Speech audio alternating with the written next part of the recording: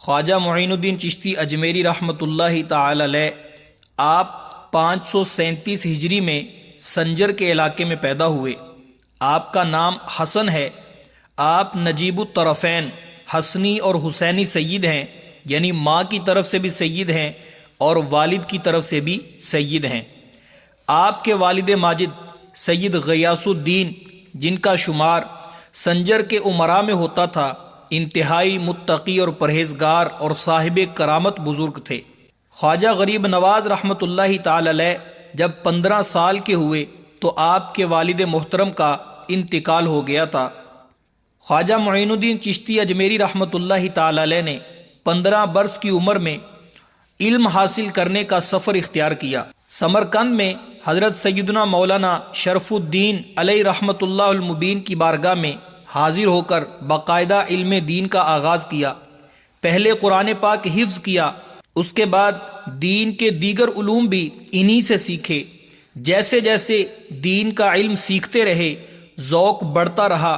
پھر آپ نے مزید علم حاصل کرنے کے لیے بخارا کا سفر کیا اور مولانا حسام الدین بخاری رحمۃ اللہ تعالی علیہ کے شاگرد بنے، ان سے علم دین حاصل کیا اور 5 سال تک سمرقند اور بخارا میں آپ نے علم دین حاصل کیا۔ ظاہری علم حاصل کرنے کے بعد اب باطنی علوم حاصل کرنے کا وقت تھا، اپنی روحانیت کو بڑھانے کا وقت تھا، اپنے دل کو منور کرنے کا وقت تھا۔ اس علم کو حاصل کرنے کے لیے اس جستجو میں آپ نے سفر اختیار کیا اور بخارا سے حجاز کا سفر باندھا۔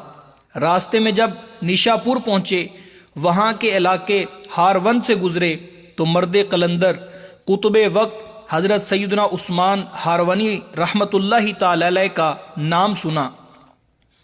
آپ کی خدمت میں حاضر ہوئے اور آپ کے دست حق پرست پر بیعت کر کے سلسلہ چشتیہ میں داخل ہو گئے۔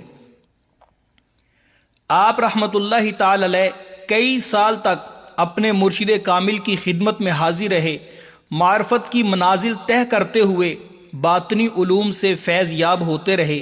حضرت سیدنا خواجہ عثمان ہارونی رحمۃ اللہ تعالی علیہ جہاں بھی تشریف لے جاتے، آپ رحمۃ اللہ تعالی علیہ ان کا سامان اپنے کندھوں پر اٹھائے ہوتے اور ساتھ ساتھ چلتے رہے۔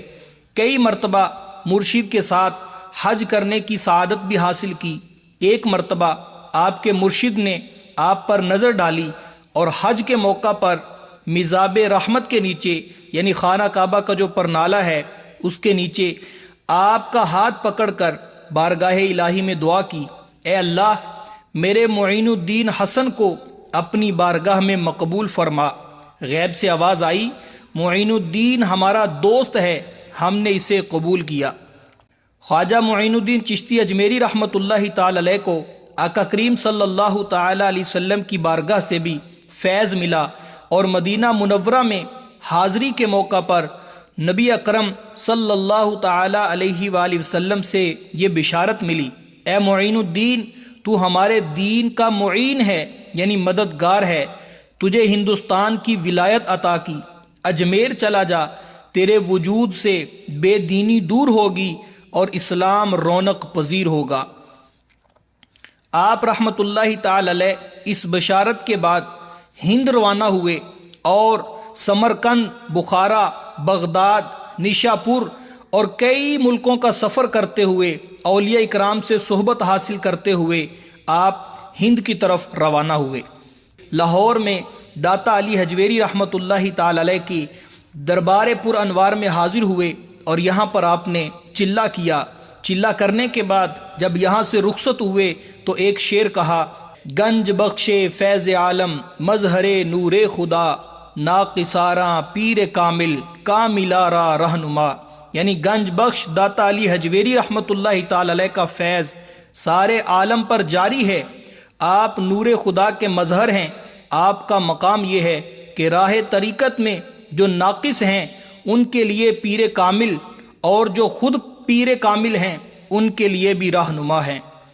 پھر لاہور سے سفر کرتے ہوئے مختلف شہروں سے گزرتے ہوئے اجمیر پہنچے، یہاں پر لوگوں کو دین اسلام کی دعوت دی۔ پھر ہند میں آپ نے دین کی تبلیغ کو کس طرح جاری رکھا اس کو ہم اگلی ویڈیو میں سننے کی سعادت حاصل کریں گے۔